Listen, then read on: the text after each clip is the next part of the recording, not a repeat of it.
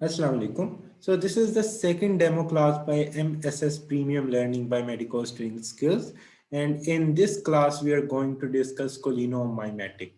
तो ये ANS का सेकंड चैप्टर है। ANS का फर्स्ट चैप्टर हमारी फर्स्ट डेमो क्लास में हमने कवर कर दिया, which was introduction to autonomic nervous system. और जिसको मैंने तब भी उस क्लास में भी बताया था, जिसको introduction to autonomic nervous system पे ग्रिप आ गई तो अगले 4 चैप्टर उसके लिए बहुत आसान हो जाएंगे।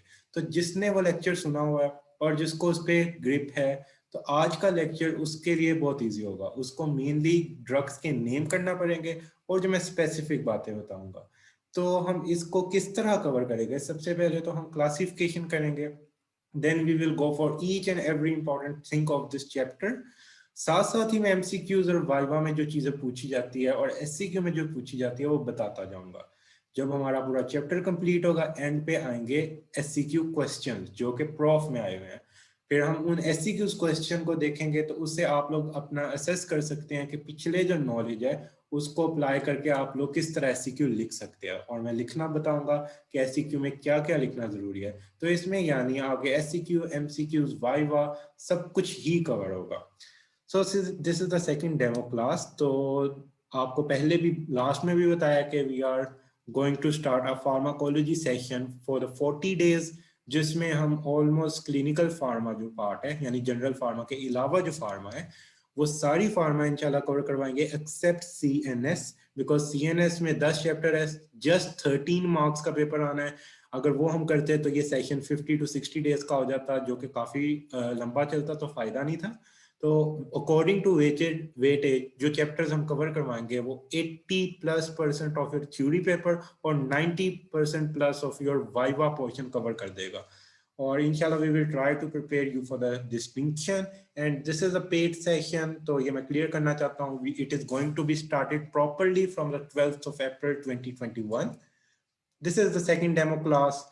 If you want to join this session, you can contact on this number to get the payment details. तो मैं आप लोग का ज़्यादा टाइम ज़ाया नहीं करूँगा और मैं स्टार्ट करूँगा इस चैप्टर को। अच्छा, ये चैप्टर है cholinomimetic. Last chapter introduction to the autonomics nervous system में मैंने बताया था कोलिनोमाइमेटिक, जो आपके पास कोलिनर्जिक रिसेप्टर्स होते हैं। कोलिनर्जिक रिसेप्टर कौन से रिसेप्टर्स होते हैं? जिनके ऊपर एसिटाइल कोलिन आके अटैच हो सकती है, उनको कह देंगे कोलिनर्जिक रिसेप्टर। कोलिनर्जिक रिसेप्टर की हमने क्लासिफिकेशन पढ़ी थी, 2 टाइप्स के होते हैं, एक होते हैं मस्क्यूरिनिक रिसेप्टर, एक होते हैं निकोटीनिक रिसेप्टर, और इनको हमने डिटेल में लास्ट लेक्चर में डिस्कस किया था। तो आज हम वो ड्रग्स डिस्कस करेंगे जो कि या तो मस्क्यूरिनिक से लगती है जाके, या निकोटीनिक रिसेप्टर पे लगती है, या ये दोनों पे लगती है। तो इन ड्रग्स को हम कोलिनोमाइमेटिक क्यों कहते हैं? आपको पता है माइमेटिक का मतलब होता है मिमिक्री करना, उसके जैसी हरकत करना। और कोलिनो का मतलब ये इंडिकेट कर रहा होता है एसिटाइल कोलिन को, यानी जो ड्रग एसिटाइल कोलिन की तरह का एक्शन रखती है वो कोलिनोमाइमेटिक होगी। सही हो गया। अभी तो सबसे बड़ा सवाल आप लोग के जहन में आएगा कि एसिटाइल कोलिन ही हम एज अ ड्रग यूज क्यों नहीं करते? बाकी ये अभी इतनी ड्रग्स पढ़नी है हमने, ये हम ड्रग्स क्यों यूज कर रहे हैं, एसिटाइल कोलिन को क्यों नहीं यूज कर रहे? बिकॉज जो एसिटाइल कोलिन होता है उसकी हाफ लाइफ होती है बहुत थोड़ी। इसकी हाफ लाइफ और एसिटाइल कोलिन की होती है बहुत शॉर्ट। जब इसकी हाफ लाइफ छोटी होगी, अगर हम इसको बंदे को देंगे तो ये तो थोड़ी देर में ही ब्लड में खत्म हो जाएगी और फायदा ही नहीं होगा, हमें इफेक्ट ही नहीं मिलेगा। तो इस वजह से ये ड्रग्स बनाई जाती हैं। और एसिटाइल कोलिन की हाफ लाइफ शॉर्ट क्यों होती है? बिकॉज ब्लड में हमारे पास होता है acetyl choline esterase enzyme. Acetyl choline esterase enzyme acetyl choline को ब्रेक कर देता है, जिसकी वजह से उसका ब्लड में लेवल बहुत जल्दी खत्म हो जाता है और उसकी हाफ लाइफ छोटी है। तो जो ये ड्रग्स बनाई गई हैं, ये वो ड्रग्स हैं जो एसिटाइल कोलिन की तरह का एक्शन करती है, but acetyl choline esterase usually in पे एक्ट नहीं करता। लेकिन किस पे कितना एक्ट करता है वो आगे डिटेल में पढ़ेंगे। ये मैं आपको जनरल ओवरव्यू दे रहा हूँ कि हम पढ़ने क्या वाले हैं। सबसे पहले मैंने आपको बताया था, कोई भी चैप्टर आपने फार्माकोलॉजी में करना है तो आपको उसकी सबसे पहले तो क्लासिफिकेशन पता होनी चाहिए। अगर आपको उसकी क्लासिफिकेशन आती है, आपको उसकी ड्रग का पता है कि ड्रग्स किस तरह क्लासिफाई हुई है, तो आप आगे बहुत इजीली उस चीज को कवर कर सकते हो। सबसे पहले हम देखते हैं क्लासिफिकेशन। तो इनको हमने सबसे पहले नाम दिया कोलिनोमाइमेटिक या पैरासिम्पैथोमाइमेटिक, बिकॉज जो एसिटाइलकोलिन है it is mainly involve in the parasympathetic nervous system. तो ये ड्रग्स पैरासिम्पैथेटिक नर्वस सिस्टम की मिमिक्री करेंगी। They are further divided into two subclasses. One is direct acting, the other is indirect acting. तो अब क्या मतलब हुआ कि डायरेक्ट एक्टिंग और इनडायरेक्ट एक्टिंग का? ये देखिए, एक ड्रग, ये रिसेप्टर है, मैंने बताया था मस्कुलिनिक होते हैं, निकोटिनिक होते हैं। अगर ड्रग आके डायरेक्टली इस रिसेप्टर के ऊपर लग जाती है तो ये डायरेक्ट एक्टिंग ड्रग है, सही है ना, कि ये आके इस रिसेप्टर पे लग। फिर आपको लास्ट लेक्चर में एक चीज समझाई थी कि जो रिसेप्टर्स होते हैं ना ये इनर्वेटेड होते हैं। Usually most of the receptors are innervated, यानी इनको किसी नर्व ने इनर्वेट किया होता है, ये इनर्वेटेड होते हैं। तो जो इनडायरेक्ट एक्टिंग ड्रग होती है उसका क्या काम होता है? वो आती है, ये जो प्री साइनेप्टिक टर्मिनल होता है, प्री साइनेप्टिक टर्मिनल ने रिलीज करनी होती है acetylcholine from the cholinergic nerve fibres. जो कोलिनर्जिक न्यूरॉन होते हैं वो प्री साइनेप्टिक फाइबर्स क्या रिलीज करेंगे जाके, जो यहाँ पे हमारे पास होता है, यहां से वो रिलीज करते थे एसिटाइलकोलिन। अब एसिटाइलकोलिन उन्होंने रिलीज करनी थी। अब ऐसी ड्रग्स जो कि एसिटाइलकोलिन का लेवल ज्यादा करवा दे, वो किस तरह ज्यादा करवा सकती है वो मैं बताता हूँ। कोई ऐसी ड्रग जो एसिटाइलकोलिन का लेवल या न्यूरोट्रांसमीटर का लेवल ज्यादा करवा दे वो इनडायरेक्ट एक्टिंग है। यानी ये ड्रग जो इनडायरेक्ट एक्टिंग है ये रिसेप्टर पे खुद जाके नहीं लग रही, इटसेल्फ ये ड्रग जाके रिसेप्टर पे नहीं लग रही, बल्कि जो न्यूरोट्रांसमीटर है ये उसकी जो वैल्यू है उसको चेंज कर रही है। वो किस तरह कर सकती है? फॉर एग्जाम्पल ये नर्व है और ये नर्व है, ये प्री साइनेप्टिक टर्मिनल है, ये पोस्ट साइनेप्टिक टर्मिनल। यहाँ से एसिटाइलकोलिन रिलीज होना है। एसिटाइलकोलिन जब यहाँ पे रिलीज होता है तो यहाँ पे एक एंजाइम होता है acetylcholine esterase. Acetylcholine esterase enzyme का काम होता है कि वो एसिटाइलकोलिन को ब्रेक कर देता है। यानी यहाँ पे एसिटाइलकोलिन रिलीज हुई, एसिटाइलकोलिन एस्ट्रेज एंजाइम उसके लेवल को कम कर देता है, उसको तोड़ के। अगर हम इस एसिटाइलकोलिन एस्ट्रेज एंजाइम को ब्लॉक कर दें तो क्या होगा? एसिटाइलकोलिन टूटेगी नहीं और एसिटाइलकोलिन का लेवल ज्यादा हो जाएगा, और एसिटाइलकोलिन का लेवल जब ज्यादा होगा तो ये जाके यहाँ पे ज्यादा एक्शन प्रोड्यूस करेगी। तो इसको कहते हैं इनडायरेक्ट एक्टिंग ड्रग। अब इसकी इंपॉर्टेंट पॉइंट, जो डायरेक्ट एक्टिंग ड्रग है वो सब तरह के रिसेप्टर्स पे एक्ट कर सकती है, यानी जो रिसेप्टर इनर्वेटेड है और जो रिसेप्टर नॉन इनर्वेटेड है, उन दोनों रिसेप्टर्स पे डायरेक्ट एक्टिंग ड्रग्स काम कर सकती है। बट लास्ट चैप्टर में भी बताया था कि इनडायरेक्टिंग ड्रग सिर्फ ऐसे रिसेप्टर्स पे काम करेंगी जो कि इनर्वेटेड है, यानी जिसको कोई नर्व सप्लाई आ रही है। तो ये आपको बेसिक डिफरेंस पता होना चाहिए, क्योंकि ये बेसिक डिफरेंस यूज होता है आपके एमसीक्यूज में।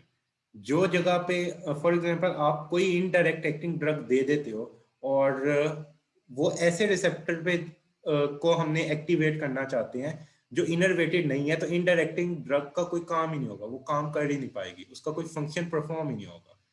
सो सबसे पहले तो आप लोगों ने क्लासिफिकेशन याद करनी है। Direct acting drug is further divided into 3 types. One is both receptor, यानी मस्कुलिनिक पे भी और निकोटिनिक पे भी। नेक्स्ट इज मस्कुलिनिक स्पेसिफिक, यानी इस जस्ट मस्कुलिनिक रिसेप्टर पे लगेगी, और निकोटिनिक ये जस्ट निकोटिनिक पे लगेगी। तो अब सोचेंगे कि कौन सी ड्रग बेहतर होती है। हमेशा याद रखना है कि जो रिसेप्टर स्पेसिफिक ड्रग होती है, यानी जो ड्रग एक स्पेसिफिक रिसेप्टर पे जाके लगती है, हमेशा वो ड्रग बेहतर होती है as compare to the drugs जो कि नॉन स्पेसिफिक होती है। उसकी रीजन, हमें जो स्पेसिफिक फंक्शन चाहिए वो एक स्पेसिफिक रिसेप्टर परफॉर्म कर रहा है। अगर हमारे पास ड्रग रिसेप्टर स्पेसिफिक होगी तो उसके साइड इफेक्ट्स कम होंगे, और अगर कोई ऐसी ड्रग होगी जिसका कोई रिसेप्टर स्पेसिफिक नहीं है, वो किसी भी रिसेप्टर पे जाके लग जाती है, तो वो उसके साइड इफेक्ट्स बहुत ज्यादा होंगे। तो इसलिए हमेशा वो ड्रग्स अच्छी होती है जो कि रिसेप्टर स्पेसिफिक होती है। फॉर एग्जांपल हमें मस्कुलिनिक इफेक्ट चाहिए तो हम ये ड्रग्स यूज कर लेंगे, हमें निकोटिनिक इफेक्ट चाहिए तो ये यूज कर लेंगे। अगर हम ये यूज करते हैं और हमें इफेक्ट सिर्फ मस्कुलिनिक चाहिए, तो जो निकोटिनिक इफेक्ट आएगा वो क्या बन जाएगा? वो इसका एडवर्स इफेक्ट बन जाएगा। यानी अगर बोथ एक्टिंग ड्रग हम उस कंडीशन में यूज कर रहे हैं जो कि मस्क्यूलिनिक को ट्रीट करे, मस्क्यूलिनिक हम ट्रीट करना चाहते हैं, निकोटिनिक उसकी सही थी, तो क्या करेगी ये बोथ पे एक्ट करेगी, मस्क्यूलिनिक को सही करेगी और जो निकोटिनिक इफेक्ट होगा वो एडवर्स हो जाएंगे।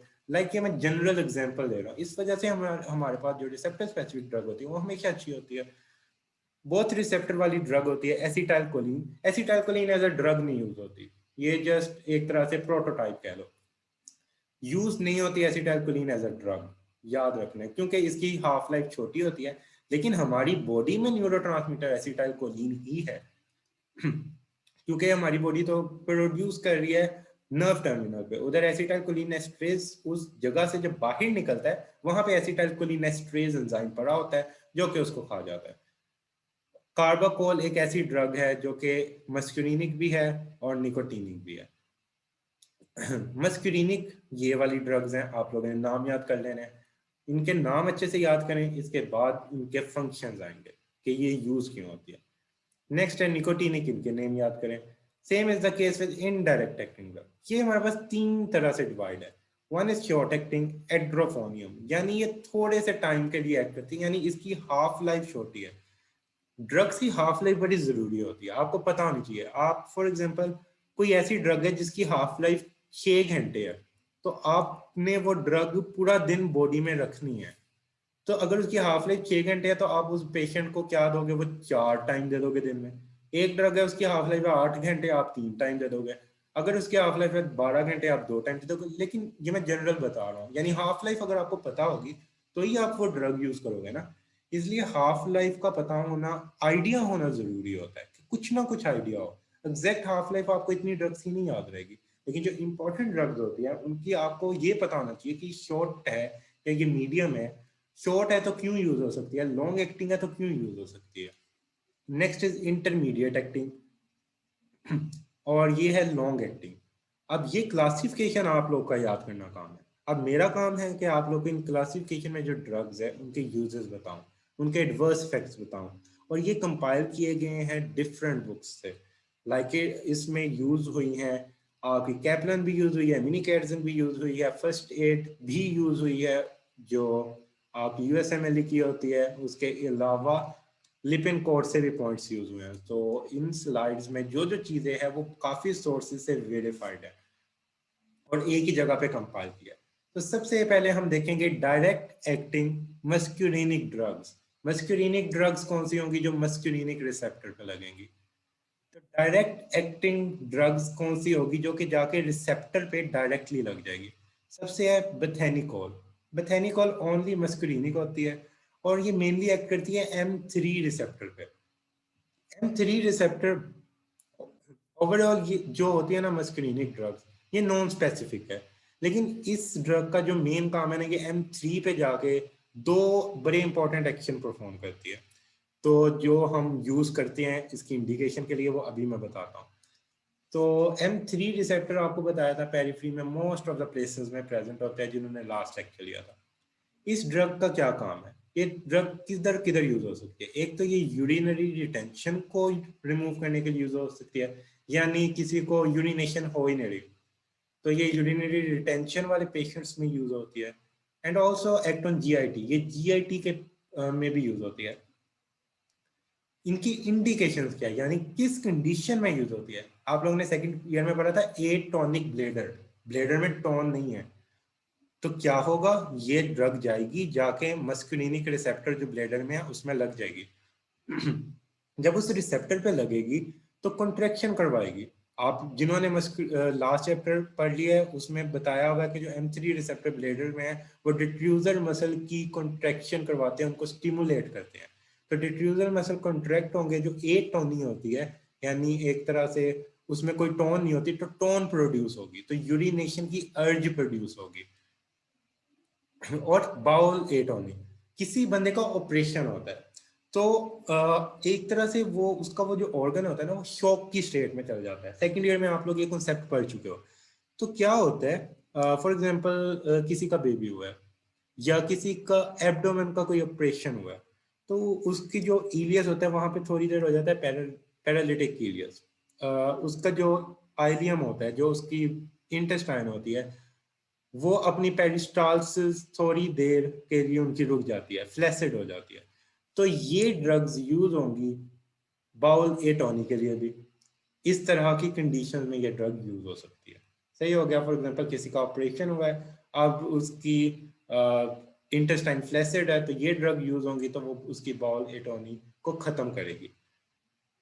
ये ड्रग एसिटाइलकोलिनेस्ट्रेज से हाइड्रोलाइज नहीं होती। आपको बताया था कि एसिटाइलकोलिन को ब्रेक करने के लिए एक एंजाइम होता है एसिटाइलकोलिनेस्ट्रेज, लेकिन वो इस पे एक्ट नहीं कर सकता। इस वजह से इसकी हाफ लाइफ क्या होगी, ज्यादा। इस वजह से हम ये यूज कर सकते हैं, एसिटाइलकोलिन की हाफ लाइफ थी कम, इसलिए यूज नहीं कर सकते थे। ये स्टिमुलेट करती है diffuser muscle and diffuser muscle are present in the bladder and as a result of which urination हो जाएगी। तो ये दो इंडिकेशंस है बेथेनिकोल के यूज की। तो ये आप लोग को आई होप याद हो गया। Next drug is pilocarpine. Pilocarpine कहाँ पे एक्शन मेनली करती है? ये देखेंगे जो ड्रग्स होती है ना, ये कुछ जगहों पे ज्यादा स्पेसिफिक होती है, इनका एक्शन कुछ जगहों पे ज्यादा अच्छा होता है, क्योंकि इनका जो स्ट्रक्चर होता है, ये सिंथेटिक है ना, इनका जो स्ट्रक्चर होता है ये उन रिसेप्टर्स के साथ ज्यादा मैच कर रहा होता है और उन रिसेप्टर्स में जाके ज्यादा मॉडिफिकेशन कर सकता है, तो वहां पे एक्टिविटी ज्यादा परफॉर्म करता है।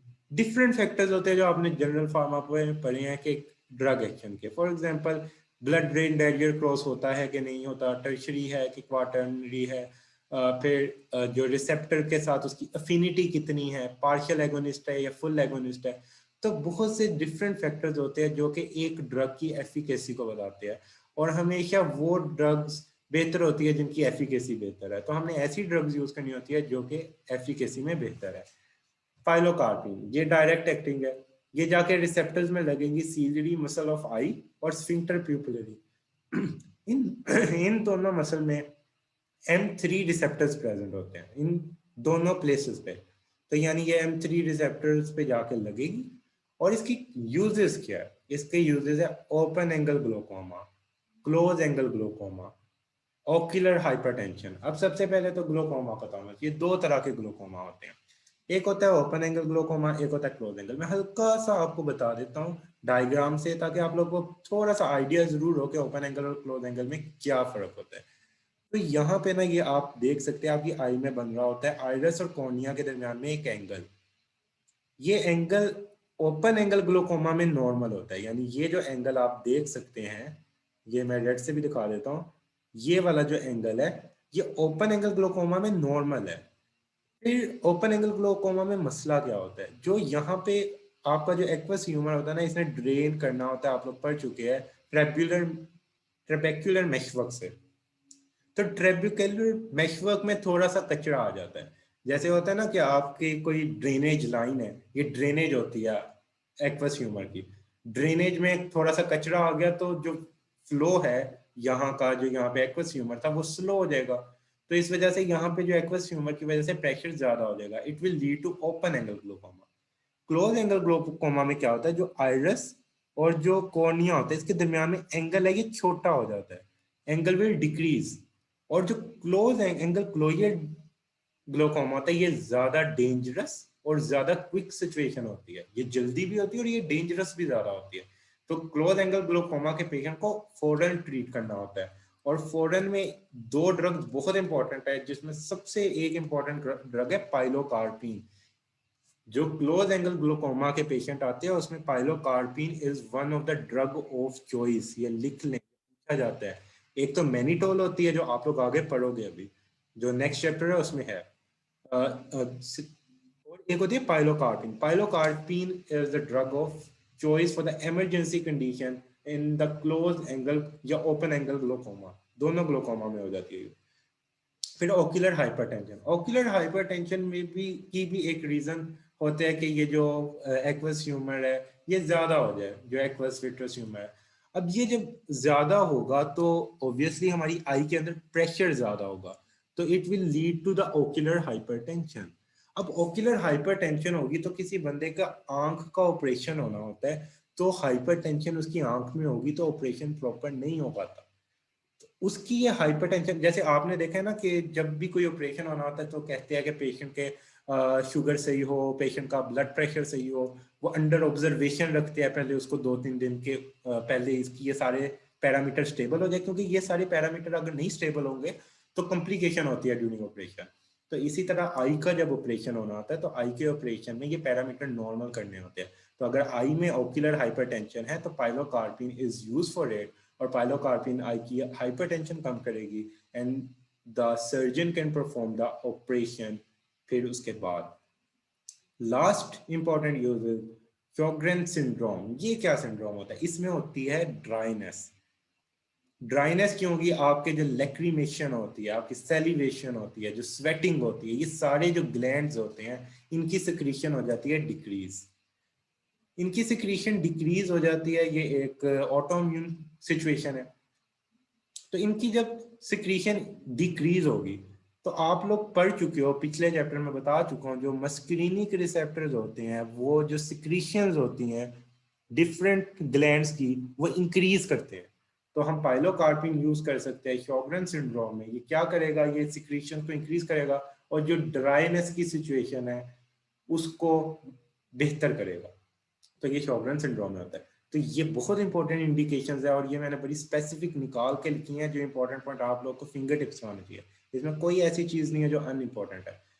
और ये हाइड्रोलाइज नहीं होती acetylcholine ester, that's why it can be used. ये याद रखें, pilocarpine is the drug of choice for the emergency lowering of the pressure of both open angle and close angle glaucoma. I am telling you that close angle glaucoma is an emergency situation. So you have to manage that patient immediately. Otherwise, that person is going to lose his eye. उसकी आंख चली जाएगी अगर आपने उसको उसी फौरन treat ना किया। ये बड़ा जल्दी से आपने उसको। Next, we come to the third and the last most important direct acting muscarinic drug. इसमें आ जाती है मेथाकोलिन। मेथाकोलिन मेनली किसी ट्रीटमेंट के लिए नहीं यूज होती, ये एक टेस्ट के लिए यूज होती है, यानी ये डायग्नोसिस के लिए यूज होती है। बाकी जो ड्रग्स पड़ी थी हमने देखा तो उसकी क्लिनिकल यूजेस है, तो इसका क्लिनिकल यूज है डायग्नोसिस। और किस चीज का डायग्नोसिस के लिए ये हेल्प करती है? ये हमें अस्थमा के डायग्नोसिस के लिए हेल्प करती है। और जिस इसका जो टेस्ट होता है उसको हम कहते हैं चैलेंज टेस्ट। ये टेस्ट में क्या होता है? इसमें मेथाकोलिन बंदे को दी जाती है। Methacholine is a bronchoconstrictor. ये हमारे पास जो एयरवे में रिसेप्टर्स हैं उनको स्टिमुलेट करता है। ये इनहेलेशन के थ्रू दी जाती है, उनको स्टिमुलेट करता है और ब्रोंकोकंस्ट्रिक्शन करता है। आपको पता है कि एस्थमा के केस में ब्रोंकोकंस्ट्रिक्शन होती है। अब हमने डिटेक्ट करना है कि ये इस पेशेंट को एस्थमा है कि नहीं, अब हमने कंफर्म करना है, तो मेथाकोलिन यूज करेंगे। मेथाकोलिन की हाफ लाइफ छोटी होती है तो ये मतलब नुकसान नहीं करेगी, तो देख के ही दी जाती है, एमी नहीं दी जाती। तो ये इस टेस्ट में क्या होगा? अगर हमारे पास जो कंस्ट्रिक्शन हुई है, ब्रोंको कंस्ट्रिक्शन हुई है, वो उस पर्सन की ब्रीदिंग की एबिलिटी को 20% से ज्यादा अफेक्ट करती है, तो इसका मतलब है वो पेशेंट को अस्थमा है या वो सेंसिटिव है to different type of material या पोलन्स एक्सेट्रा, तो वो एस्थमेटिक पेशेंट होने के उसके चांसेस हैं अगर 20% से ज्यादा अफेक्ट करती है। अगर 20% से कम करती है इट मींस कोई और मसला है। तो मेथाकोलिन का ये टेस्ट याद रखना है, ये वाइवा में पूछा जाता है, ये एमसीक्यूज में भी आ सकता है। Now we are done with direct acting muscarinic drug जो कि इंपॉर्टेंट वाली थी, वो हो गई। अब हम आते हैं direct acting non specific drug. यानी नॉन स्पेसिफिक ड्रग का मतलब क्या है? ये मस्कुलिनिक रिसेप्टर पे भी लगेगी, ये निकोटिनिक रिसेप्टर पे भी लगेगी। हमने क्लासिफिकेशन में पढ़ा था these are of two type, acetylcholine and carbachol. Acetylcholine का मैं पहले बता चुका हूँ, इसकी शॉर्ट हाफ लाइफ होती है, इसका कोई यूज नहीं होता एज अ ड्रग, और ये हाइड्रोलाइज हो जाती है एसिटाइलकोलिन एस्ट्रेज एंजाइम के थ्रू। नेक्स्ट कार्बाकोल, ये मस्कुलिनिक भी है, ये निकोटिनिक भी है, लेकिन इसका यूज क्या है? इसका यूज है ये कंस्ट्रिक्ट करती है प्यूपिल को एंड रिलीव करती है intraocular pressure in the open angle glaucoma. आप लोगों ने पिछला अगर चैप्टर पढ़ा हुआ है तो उसमें मस्कुलिनिक रिसेप्टर आई में जो प्रेजेंट होते हैं they are responsible for the constriction of the pupil, और जो मस्कुलिनिक रिसेप्टर्स हैं वो अकोमोडेशन में भी हेल्प करते हैं क्योंकि ये सीलियरी मसल्स में भी प्रेजेंट होते हैं, ये कंस्ट्रिक्टर प्यूपिली में भी प्रेजेंट होते हैं, तो कंस्ट्रिक्शन करते हैं। अब ये जो ड्रग है ना, अब देखिए इसके मस्कुलिनिक भी है, ये निकोटिनिक भी है, तो अब आपके जहन में एक बात आएगी कि इसके साइड इफेक्ट्स होने चाहिए दोनों। लेकिन मजे की बात पता है क्या है, ये है क्वाटर्नरी अमाइन। अब आपको क्वाटर्नरी अमाइन और टर्शरी का एक मैं फर्क बताता हूँ। हमारी बॉडी में है कुछ बैरियर्स, बैरियर्स हैं जैसे ब्लड ब्रेन बैरियर। इसको सब हर कोई क्रॉस नहीं कर सकता, इसको सिर्फ न्यूट्रल चीजें क्रॉस कर सकती हैं। अगर कोई चीज चार्ज्ड है यानी आयोनाइज्ड है, पॉजिटिव या नेगेटिव चार्ज है, वो इस ब्लड ब्रेन बैरियर को नहीं क्रॉस कर सकती। हमारी आई में बैरियर होता है blood ocular barrier, blood I barrier. यानी अगर हम कोई ड्रग है ना आई में डालते हैं, फॉर एग्जांपल ये ड्रॉप है हम आई में डालते हैं, अगर ये ड्रॉप क्वाटर्नरी अमाइन है तो ये जो आई ब्लड बैरियर है, ओक्यूलर ब्लड बैरियर है, उसको क्रॉस नहीं करेगा, यानी ये सिर्फ आई तक रहेगा, ये हमारी सिस्टेमिक सर्कुलेशन में नहीं आएगा। दो तरह की आपको पता होनी चाहिए, एक होता है टर्शरी अमाइंस, एक होता है क्वाटर्नरी अमाइंस। टर्शरी अमाइंस होते हैं neutral, it can cross different barrier, for example blood brain barrier और आई और ओक्यूलर ब्लड बैरियर। तो ये टर्शरी अमाइन क्रॉस कर सकते हैं, बट जो क्वाटर्नरी अमाइन होते हैं ये चार्ज्ड होते हैं, ये ऐसे बैरियर्स क्रॉस नहीं कर सकते। तो इनके साइड इफेक्ट्स कम होते हैं। इनके साइड इफेक्ट्स इसलिए कम होते हैं क्योंकि ये बैरियर अगर क्रॉस करेंगे ही नहीं तो इनका साइड इफेक्ट ही नहीं होगा। तो जो कार्बाकोल होती है ना, ये हम ऑफ्थेल्मिक यूजेस का करते हैं, इसके कोई ज्यादा एडवर्स इफेक्ट नहीं होते क्योंकि हम इसको टॉपिकली या आई ड्रॉप्स की फॉर्म में करेंगे। जब आई में सिर्फ जाएगी, आई और ब्लड के दरमियान में एक बैरियर है, अब उस बैरियर को क्रॉस करने के लिए उसको होना चाहिए था टर्शरी माइन, लेकिन ये है क्वाटर्नरी माइन, तो ये वो बैरियर क्रॉस ही नहीं करेगी, तो ये सिर्फ आई की परमिसेस के अंदर रिस्ट्रिक्टेड है, तो इसका कोई एडवर्स इफेक्ट नहीं आएगा। तो this is how we can prevent different adverse effect. अगर हम ऐसी कोई ड्रग यूज कर रहे होते जो टर्शरी अमाइन होती, तो वो आई में हम डालते हैं, वो ब्लड में चली जाती है और ब्लड में जाके वो साइड इफेक्ट करने लग जाती है। तो इस वजह से ऐसी ड्रग्स प्रेफर की जाती है। तो ये आप लोगों ने इसका फंक्शन याद कर लेना है। चलिए नेक्स्ट आ जाते हैं indirect acting drugs. So I have already discuss that indirecting drugs are those जो कि डायरेक्टली रिसेप्टर पे नहीं लगती, बट ये जो न्यूरोट्रांसमीटर का लेवल है उसमें चेंजेस लाती है। कैसे चेंजेस लाती है? For example by inhibiting acetylcholine esterase enzyme which is responsible for the breakdown of acetylcholine. तो इसमें हमारे पास ये बड़ी इंपॉर्टेंट ड्रग्स हैं। सबसे पहले ये एड्रोफोनियम, ये आपने पढ़ी थी, ये अल्कोहल की कैटेगरी में आ रही थी और ये शॉर्ट एक्टिंग थी। तो ये भी हमारे पास किसी का ट्रीटमेंट के लिए यूज नहीं होती, ये भी हमारे पास डायग्नोसिस के लिए यूज होती है। ये किस चीज के डायग्नोसिस के लिए यूज होती है? सबसे पहले तो याद रखेंगे शॉर्ट एक्टिंग और ये क्वाटर्नरी अमाइन है, it means it can not cross the blood brain barrier. और ये किस चीज के डायग्नोसिस के लिए यूज होती है? It is use for the diagnosis of the myasthenia gravis. So what is the myasthenia gravis? So as you already studied in the first year that myasthenia gravis is an autoimmune disease in which the antibodies are formed against the receptors. जो आपके receptor होते हैं acetylcholine के, उनके against antibodies बन जाती है। और क्या होता है, वो रिसेप्टर्स जो होते हैं वो डैमेज हो जाते हैं, तो वो रिसेप्टर का लेवल कम हो जाता है। अब एड्रोफोनियम क्या करती है? हमारे पास फॉर एग्जांपल एक जगह पे 10 रिसेप्टर पड़े थे एसिटाइलकोलिन के, ये चले 3 बना लो, 3 रिसेप्टर थे, तो माइस्थीनिया ग्रेविस हुआ, एक रिसेप्टर फारिग हो गया। अब जो एसिटाइलकोलिन है ना, अगर हम और एसिटाइलकोलिन का इतना लेवल था वो सारे रिसेप्टर्स ऑक्यूपाइड नहीं कर पा रही थी, थोड़े से कर रही थी। इसकी वजह से जो डिफरेंट सिम्टम्स है बंदे के अपीयर हो गए, क्योंकि एसिटाइलकोलिन लेवल प्रॉपर नहीं है, एसिटाइलकोलिन लेवल वहां पे प्रॉपर रिसेप्टर्स पे ऑक्यूपाई नहीं कर रहा। आप ये ड्रग देते हो इनडायरेक्ट एक्टिंग, एसिटाइलकोलिन लेवल वहां पे होगा ज्यादा। जब एसिटाइलकोलिन लेवल ज्यादा होता है तो मायस्थीनिया ग्रेविस के जो सिम्टम्स होते हैं वो रिलीव होते हैं।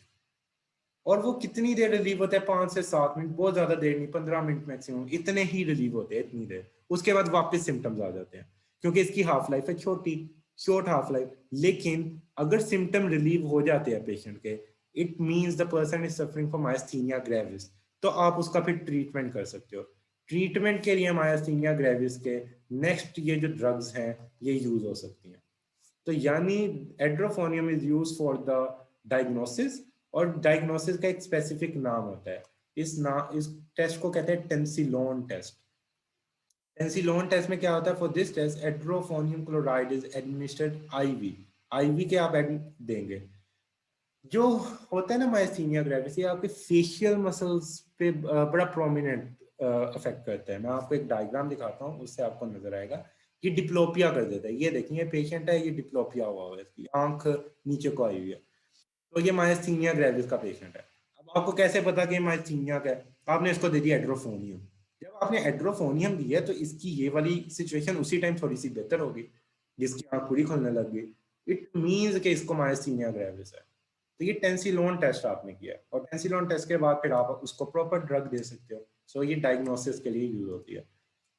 तो facial muscle weakness and ptosis will resolve about 30 second after the drug administration. यानी ये इतनी तेजी से आएगी, यानी आपने उसको ड्रग लगाई, 30 सेकेंड के अंदर अंदर उसकी वो सिचुएशन सही होगी। तो यानी अब आपको पता लग गया, हाँ भाई इसको है माइस्थीनिया ग्रेविस, और ये 5 मिनट तक होती है।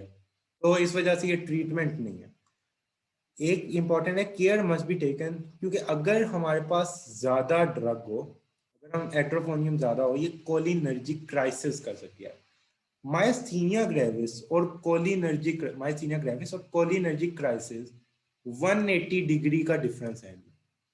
माइस्थीनिया ग्रेविस में एसिटाइल कोलिन मतलब एक तरह से एसिटाइल कोलिन का एक्शन कम हुआ होता है, कोलिनर्जिक में एसिटाइल कोलिन का एक्शन ज्यादा हुआ होता है। लेकिन ये दोनों सिचुएशन ना डिफरेंशिएट नहीं हो पा रही होती। उसकी रीजन, माइस्थीनिया ग्रेविस में मसल्स जो होते हैं, मैंने आपको दिखाया टॉसिस हुआ हुआ है उसके, मसल वीक हुए हुए हैं। ये देखेंगे मसल वीक हुआ है, ये इसलिए क्योंकि एसिटाइल कोलिन प्रॉपर फंक्शन नहीं हो रहा उसका।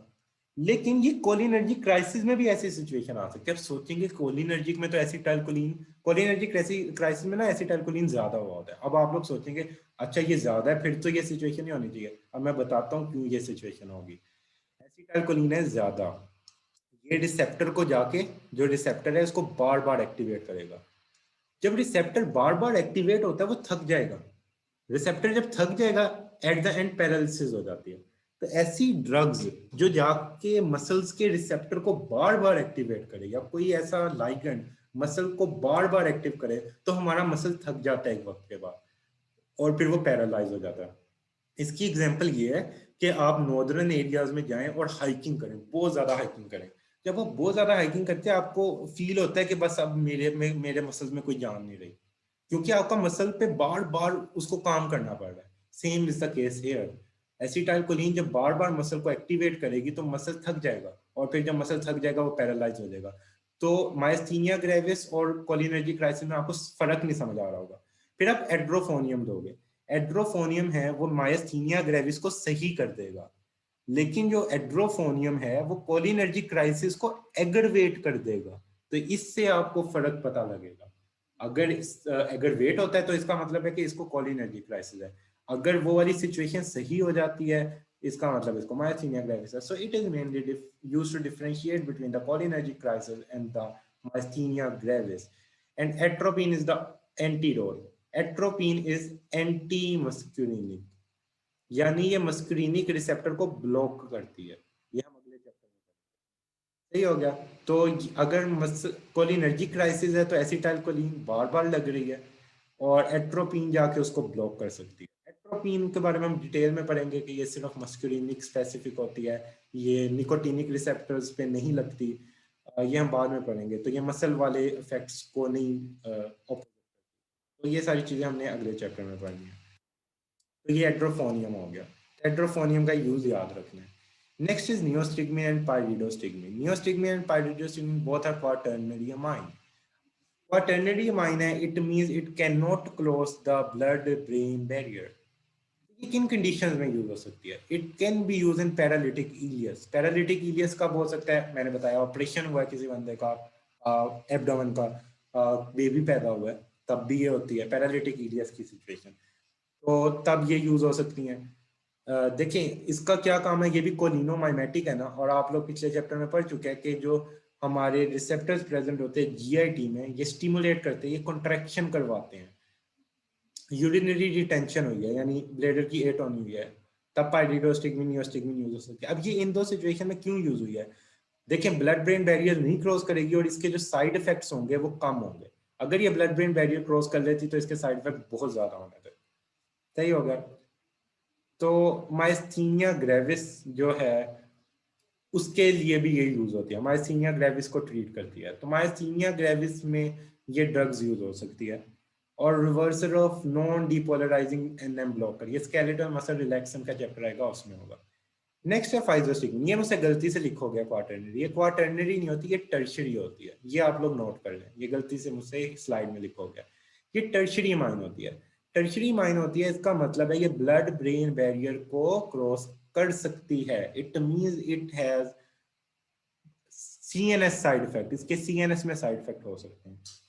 अब ऐसी फाइसोस्टिग्मिन आपने ड्रग दी ब्लड में, अगर आप ये ब्लड में देते हैं तो ये जो आई ओक्यूलर ब्लड बैरियर होता है ये उसको क्रॉस कर सकती है, ये ऊपर वाली है ये उन बैरियर्स को क्रॉस नहीं कर सकती, लेकिन फाइसोस्टिग्मिन क्रॉस कर सकती है।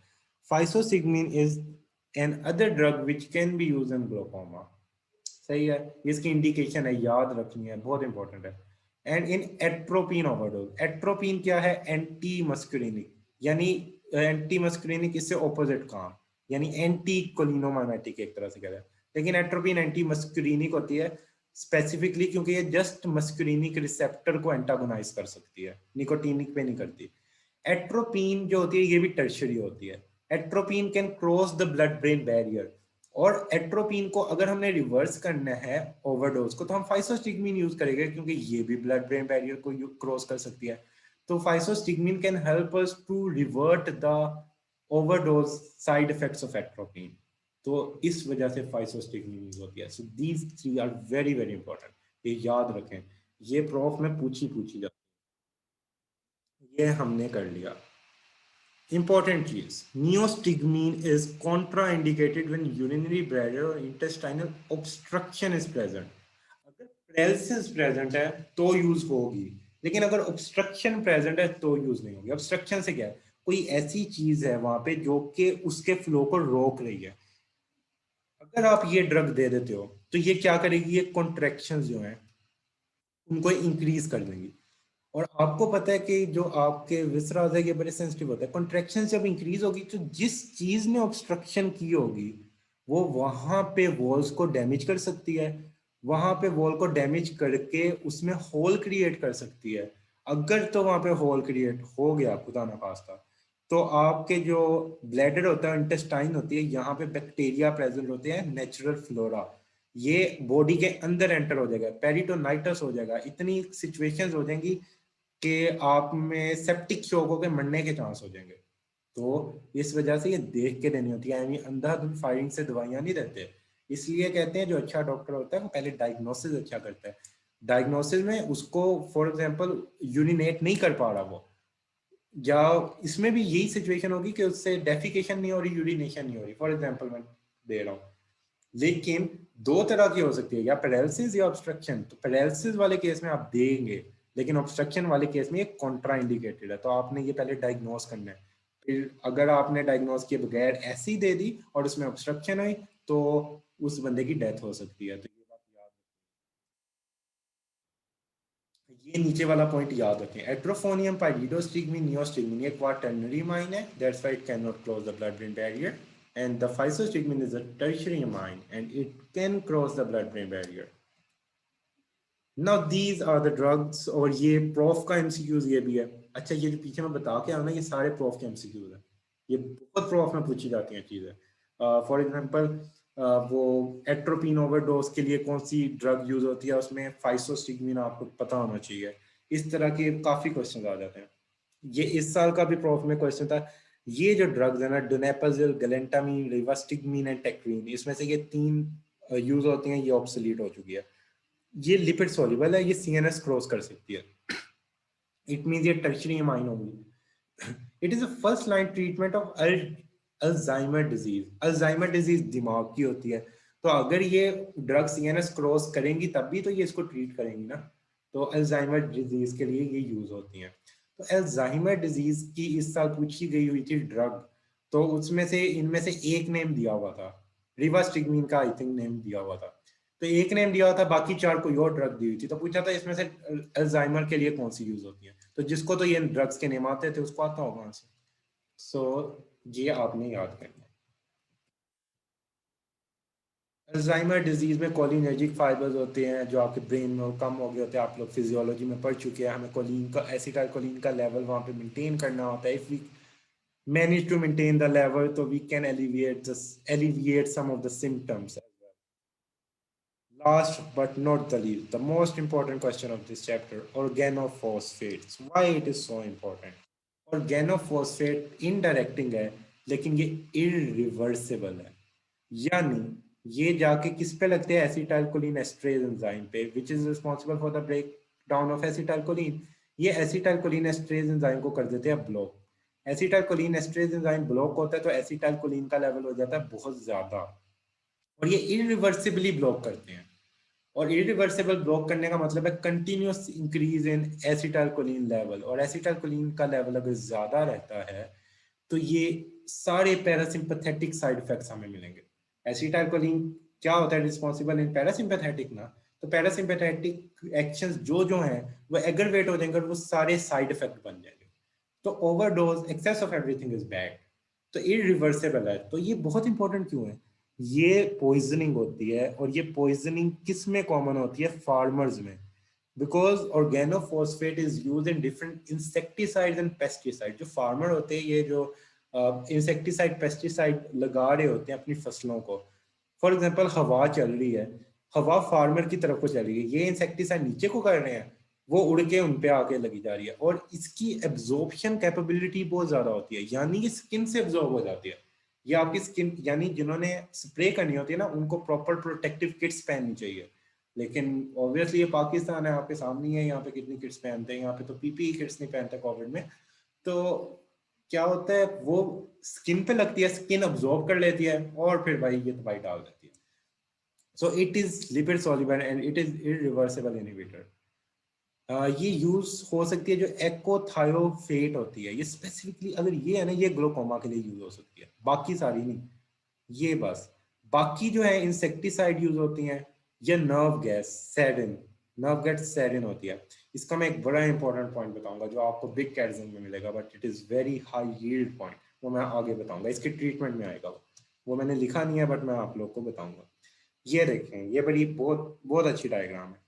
ये देखिए, ये फार्मर है, ये क्या कर रहा है? इंसेक्टिसाइड्स डाल रहा है। अब ये उसको जो कीड़े मकोड़े हैं वो दुआ दे रहे हैं कि भाई अल्लाह करे या तुम पॉइजन से ही मरो, इसी पॉइजन से तुम भी मरो। ये इस पॉइजन से मारना चाह रहे हैं इनको, इन्होंने बदवा दी उसको, तो इसको बदवा अब लगनी है, इसको हो जाती है ऑर्गेनोफॉस्फेट। अब इसको ऑर्गेनोफॉस्फेट पॉइजनिंग कैसे हुई? एक्सीडेंटल है, ये एक्सीडेंटल है। अब इन्होंने, अब ये ऑर्गेनोफॉस्फेट आ गया, ऑर्गेनोफॉस्फेट ने एसिटाइलकोलिनेस्ट्रेज को क्या कर दिया है? कत्ल। अब एसिटाइलकोलिनेस्ट्रेज का हो गया कत्ल।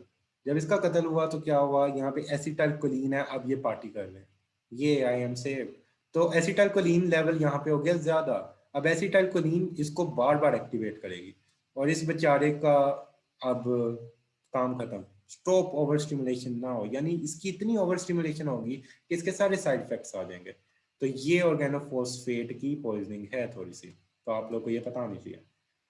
अब हम इसके साइड इफेक्ट्स पढ़ेंगे, और इसकी मैनेजमेंट प्रॉफ में आपने पढ़नी है, फोरेंसिक में भी आती है, ये यहाँ पे भी आती है, हर जगह पे आती है, तो it is very important.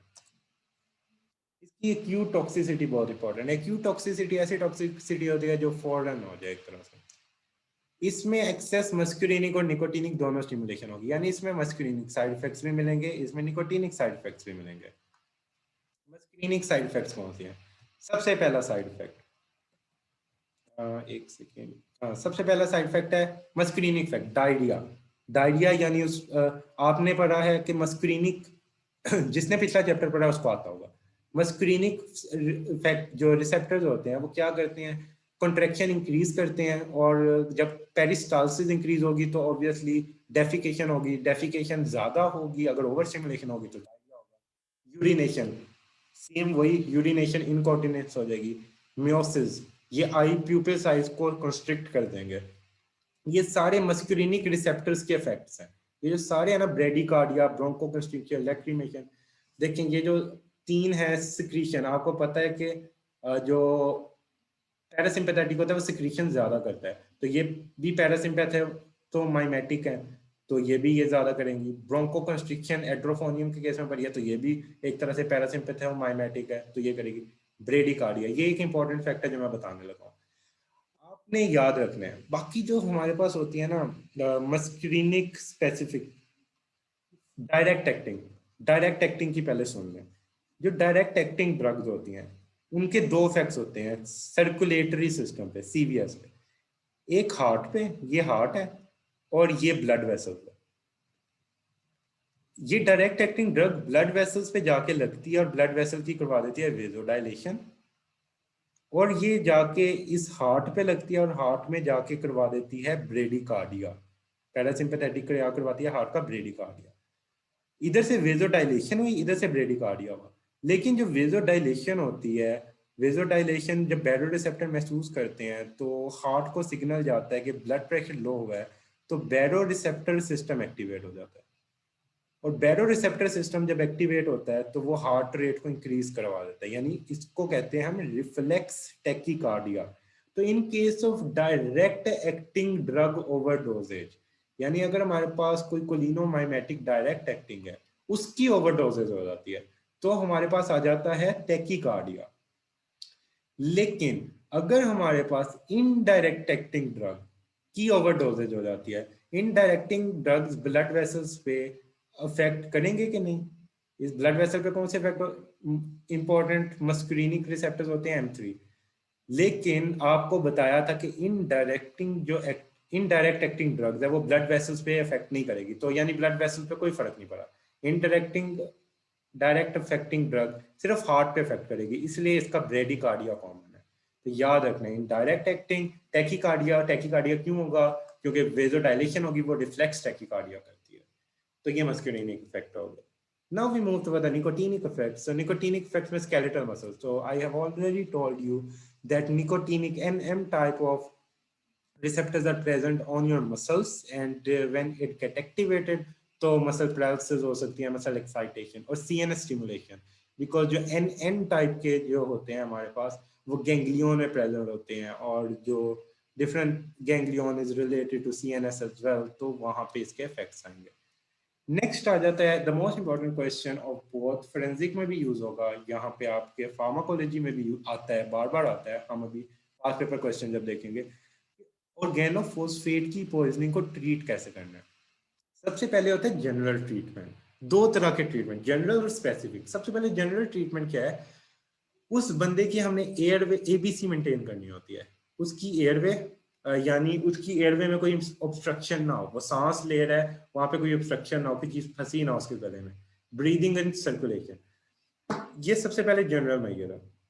Patient को एक्सपोजर वाली जगह से, जहां से ये एक्सपोजर, फॉर एग्जांपल कोई खेत में मिला है, पहले तो उसको खेत से उठा के निकालो बाहर, तो उसको एक्सपोजर साइड से दूर करेंगे। और मैंने जैसे बताया ये स्किन से अब्जॉर्ब हो सकती है, तो हम क्या करेंगे, उसकी स्किन को वॉश करेंगे सोप से। ज्यादातर इसमें क्या होता है कि उस बंदे की ना सोप यूज करके उसकी पूरी बॉडी को अच्छे से धोया जाता है कि जो उसकी स्किन पे ये लगी हुई है ना ऑर्गेनोफॉस्फेट, वो खत्म हो जाए, क्योंकि ये अब्जॉर्ब हो सकती है, मैंने आपको बताया था। नेक्स्ट है इफ इंजेस्टेड, अगर उसने खाई हो। ये तो ये वाले जो मैयर्स थे ये थे स्किन अगर वो अब्जॉर्ब हुई हो इन केस ऑफ फार्मर। अगर वो पी गया हो तो गैस्ट्रिक लवाज करेंगे, यानी स्टमक वॉश करेंगे। तो this is the general measure. Now we move to the specific measure कि कौन सी ड्रग्स को यूज करेंगे। इसमें हम एट्रोपिन यूज करते हैं। Atropine is a main antidote, लेकिन एट्रोपिन सिर्फ है एंटी मस्कुलिनिक, यानी एट्रोपिन जो मस्कुलिनिक साइड इफेक्ट्स है उनको खत्म कर देगा, लेकिन जो निकोटिनिक साइड इफेक्ट्स है उनको नहीं खत्म करेगा, क्योंकि एट्रोपिन सिर्फ मस्कुलिनिक रिसेप्टर को जाके एंटागोनाइज कर सकता है, निकोटिनिक पे इसकी एक्टिविटी नहीं है। तो हम उसके अलावा एक और चीज यूज करते हैं, प्रेलिडोक्साइन। प्रेलिडोक्साइन क्या होता है? ये रीजनरेट करता है, ये रीजनरेट कर देता है एसिटाइल कोलिन एस्ट्रेस को। फॉर एग्जांपल किसी को ऑर्गेनोफॉस्फेट पॉइजनिंग हुई है ना, तो एट्रोपिन देंगे, ये उसके साइड इफेक्ट्स को रिवर्स करेगा। और जो प्रेलिडोक्सिन है ना, जो एसिटाइल कोलिन एस्ट्रेस के साथ आके ये जुड़ गया हुआ था ऑर्गेनोफॉस्फेट, प्रेलिडोक्सिन उसको अपने साथ जोड़ लेगा और एसिटाइल कोलिन एस्ट्रेस को आजाद करवा देगा। ये एक तरह से जो आप बचपन में खेलते थे ना, जेल पानी जेल कुछ इस तरह का एक गेम होती थी कि वो हाथ आके लगाता था, वो बंदा आजाद हो जाता था, और जो दूसरा था सेव जेल शायद नाम था इसका, जो दूसरा बंदा था अगर उसको पकड़ लिया जाए तो वो वहां पे कैद हो जाता था। तो प्रेलिडोक्सिम यही करता है, प्रेलिडोक्सिम जाके एसिटाइलकोलिनेस्टरेज को आजाद कर देता है और खुद अपनी बलि चढ़ा देता है, खुद को ऑर्गेनोफॉस्फेट के साथ एक तरह से बाइंड कर देता है, उसको तुड़वा देता है, यानी प्रेलिडोक्सिम उसकी लड़ाई लड़ता है जाके। तो इस तरह ये दोनों चीजें साइड बाय साइड करके पेशेंट को मैनेज किया जाता है। तो साइन ऑफ एट्रोपिनाइजेशन में हमारे पे आएगा रिपीट आईवी बोलस, या आप लोगों ने ये देखना है। एट्रोपिनाइजेशन हम नेक्स्ट चैप्टर में अच्छे से डिस्कस करेंगे। एट्रोपिनाइजेशन में वैसे मैं चले इधर बता देता हूँ, एट्रोपिनाइजेशन में 3 चीजें देखी जाती है। उस बंदे का हार्ट रेट को ऑलमोस्ट 100 तक सेट करना होता है कि आ जाए, क्योंकि इसमें ब्रेडिकार्डिया हो गया होता है, तो हार्ट रेट को किसी तरह 100 तक ला रहे होते हैं। ये प्रोफ में वाइवा का बहुत इंपॉर्टेंट क्वेश्चन है, और ये बहुत अच्छा, जो अच्छे होते हैं बच्चे उनसे लाजमी वो सुनते हैं, और अगर आप अच्छा सुना रहे हो खास तौर पे।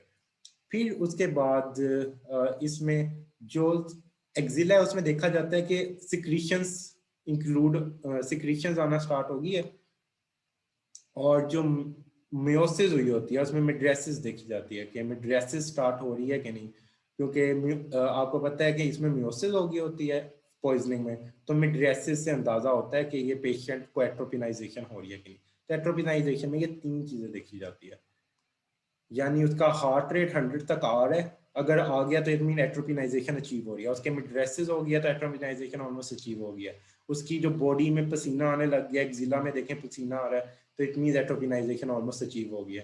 तो यानी यहाँ पे हम एट्रोपिन देना उसको रोक सकते हैं या हाफ कर सकते हैं अकॉर्डिंग टू द सिचुएशन। अब बड़ी एक इंपॉर्टेंट चीज है, एक गैस है ऑर्गेनोफॉस्फेट है, वो गैस है सेरिन। सेरिन गैस है, और वो सेरिन गैस होती है यूज वॉर गैस कहते हैं उसको, ये होती है जंगों में इस्तेमाल, जो जंग होती है ना उसमें इस्तेमाल होती है। तो जंग के केस में जब इस्तेमाल होती है तो ये क्या करती है, ये ऑर्गेनोफॉस्फेट है। अब फॉर एग्जांपल आपको पता है कि एक बंदे ने जंग पे जाना है, आर्मी का बंदा है, तो आपने इसका प्रोफाइल एक्सेस करना है। प्रोफाइल एक्सेस होता है कि उससे प्रिवेंट करवाना है, तो आप क्या करोगे? तो मैं आपको बताऊंगा, आप लोगों को लगेगा कि ऐसा तो बड़ा मुश्किल काम है, ऐसा तो नहीं होना चाहिए लेकिन ऐसा होता है। इसका प्रोफाइल एक्सेस के लिए मैं बताता हूँ। देखें जो है ना ऑर्गेनोफॉस्फेट, ये है irreversible inhibitor of acetyl cholinesterase enzyme. हमने पीछे कुछ ड्रग पढ़ी थी, जैसे पाइरिडोस्टिग्मीन पढ़ी थी। पाइरिडोस्टिग्मीन थी reversible inhibitor of acetyl cholinesterase enzyme, सही है ना? ऑर्गेनोफॉस्फेट है रिवर्सेबल, पाइरिडोस्टिग्मीन है रिवर्सेबल, यानी पाइरिडोस्टिग्मीन रिवर्स हो जाएगी एक स्पेसिफिक टाइम के बाद। मतलब कोई एक किसी ने को कोई ड्रग दे दी है, तो वो कह, फॉर एग्जांपल आपने घर में किसी को ड्रग दी है, उसका कोई साइड इफेक्ट आ रहा है, लेकिन आप कहोगे नहीं कोई बात नहीं, इसने एक दिन के बाद इसके ये साइड इफेक्ट खत्म हो जाने जब बॉडी से निकल जाएगी।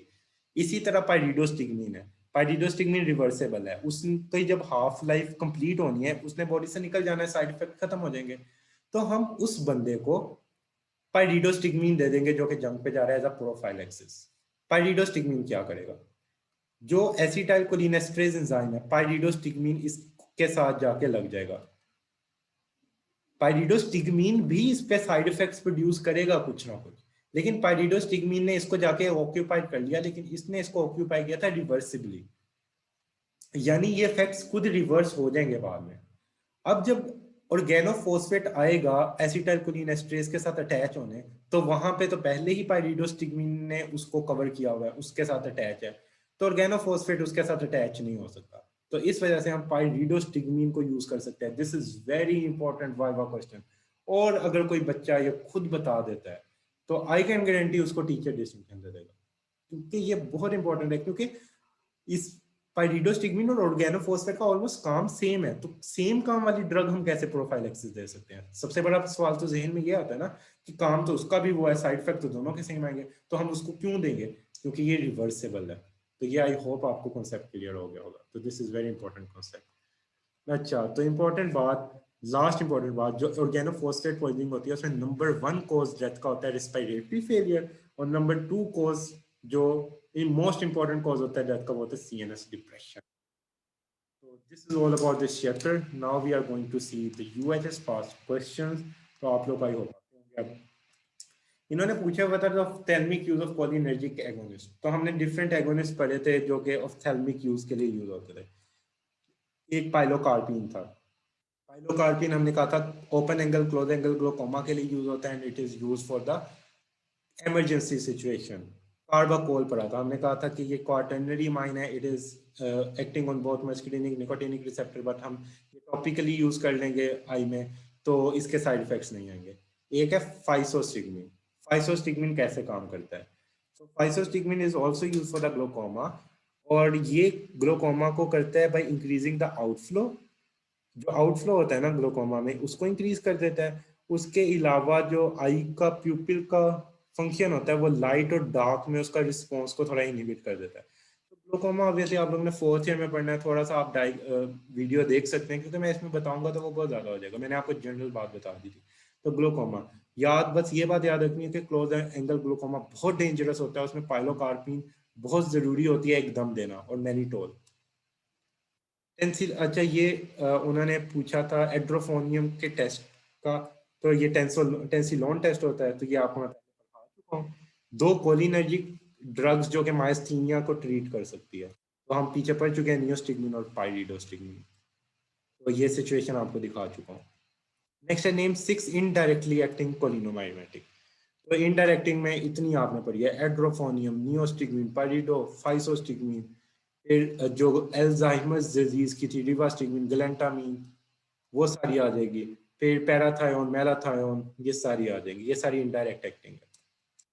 नेक्स्ट, ये भी ऑर्गेनोफॉस्फेट के रिलेटेड है कि ये वाला सब कुछ हुआ है. तो ये ऑर्गेनोफॉस्फेट पॉइजनिंग को कर रहा है. इंसेक्टिसाइड बड़ा इंपॉर्टेंट इसका ना इंडिकेशन होती है, मतलब इंडिकेट कर रहा था कि ये हुआ है. What is the rational of use of atropine? Atropine इसके जो मस्कुलिनिक साइड इफेक्ट उसको खत्म करेगा, और प्राइलिडोक्साइन क्या करेगा? रीजनरेट करेगा एसिटाइलकोलिनेस्टरेज को. What are the adverse effect of atropine? ये आप अगले चैप्टर में पढ़ोगे. नेक्स्ट क्वेश्चन भी इसी के रिलेटेड है. दोनों का आंसर ऑलमोस्ट इसी से कवर हो जाएगा. नेक्स्ट है पैराथायोन और मेलाथायोन का डिफरेंस पूछा हुआ है. तो ये इसका डिफरेंस है. जो मेलाथायोन का एक इंपॉर्टेंट बात है, ये लेस डेंजरस होता है क्योंकि ये मेटाबोलाइज हो जाता है. तो ये आप लोगों ने डिफरेंस याद कर लेना है. ये इंसेक्टिसाइड्स होते हैं, ये याद कर लेंगे. 2011 के एनुअल में आया हुआ है. तो ये इसका डिफरेंस है important. What is the pharmacological basis of the muscarinic agonist used in eye and GIT? आई में क्या करती है? दो चीजें होती हैं, एक फार्माकोलॉजिकल, एक क्लिनिकल एक्शन. क्लिनिकल एक्शन होता है कि कौन सी डिजीज में यूज होती है. फार्माकोलॉजिकल एक्शन होता है किधर जाके लगती है और कैसे उसको सही करती है. आई में फॉर एग्जांपल ये M3 रिसेप्टर पे लगेगी, जो कि प्रेजेंट है कंस्ट्रिक्टर प्यूपिली पे, और ये प्रेजेंट है सीलियरी मसल पे. ये M3 पे जाके लगेगी तो क्या करवाएगी? कॉन्ट्रेक्शन करवाएगी, कंस्ट्रिक्शन करवाएगी. उसकी वजह से जो है ट्रेबेक्युलर मेशवर्क है वो ओपन हो जाता है, और एक्वस ह्यूमर का आउटफ्लो ज्यादा हो जाता है, और एज अ रिजल्ट जो बंदा होता है उसकी ये सिचुएशन बेहतर हो जाती है. ग्लोकोमा की सिचुएशन बेहतर हो जाती है. GIT प्रॉब्लम में M3 रिसेप्टर पे GIT पे जाके लगती है. M3 रिसेप्टर GQ स्टिमुलेटेड होते हैं. GQ से करके ये उसकी कॉन्ट्रैक्शन इंक्रीज करवाती है, और कॉन्ट्रैक्शन इंक्रीज जब होगी तो ये पैरालिटिक इलियस में यूज हो जाएगी. और अगर क्लिनिकल कंडीशन पूछे, क्लिनिकल एप्लीकेशन, तो क्लिनिकल एप्लीकेशन अगर पूछते तो आई में थी glaucoma, ocular hypertension, open angle glaucoma. GIT में थी पैरालिटिक इलियस. तो वो क्लिनिकल कंडीशन होती है. And the last thing, explain why neostigmine is preferred over physostigmine in myasthenia gravis, because neostigmine is a quaternary amine and physostigmine is a tertiary amine. And you know very well that if we have quaternary amine, it will have less CNS side effects. So that's why we will prefer neostigmine in myasthenia gravis, because we don't want के patient में CNS side effects आए.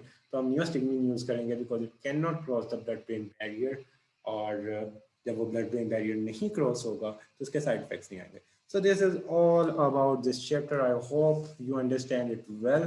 So again, this is the end of the second demo lecture. जो हमारा pharmacology का paid session होगा। तो ये उसकी अगेन डिटेल्स आपके सामने। I hope it will help you. इसमें तो अभी जस्ट आपसे इंटरेक्ट भी नहीं हो सकता क्योंकि ये तो मैं रिकॉर्डेड अपलोड कर रहा हूँ। फर्दर इंशाल्लाह उन लेक्चर्स में इंटरेक्शन भी होगा, उन लेक्चर्स में आप लोगों से क्वेश्चनिंग भी होगी, उसके आंसर्स भी पूछे जाएंगे और टेस्ट सेशन, वाइवा सेशन सब कुछ इंक्लूडेड है। सो payment detail you can contact on this number. It is going to be started on 12th of April and I hope it will going to help you in both clinical life and third year बाद में भी हमेशा काम आएगी। It is जो मेरा pattern है ये आपको एफसीपीएस में भी काम आएगा, यूएसएमएलडी में भी आएगा, थर्ड ईयर में भी आएगा। आप लोग खुद फील करेंगे, इनको नोट लाजमी करते हैं इन चीज़ों को। और आई होप आप लोग को इसकी समझ आ चुकी होगी। So thank you very much for listening.